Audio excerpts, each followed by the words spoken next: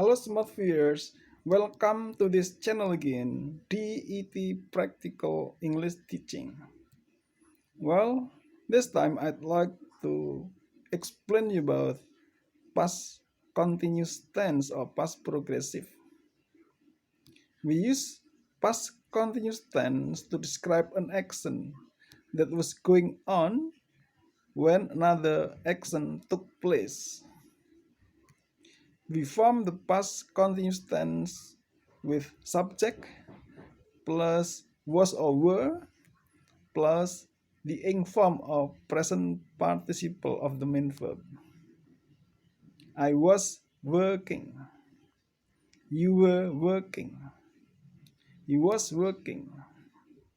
She was working. It was working.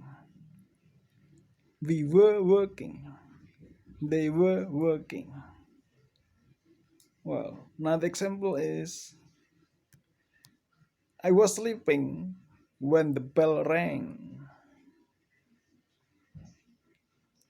The children were playing when it began to rain. The students were doing the exercise when the headmaster came in. What were you doing when I called you last night? I was doing my homework when you called me last night. Mr. Smith was writing a letter when the bell rang. I just arrived home when it began to rain.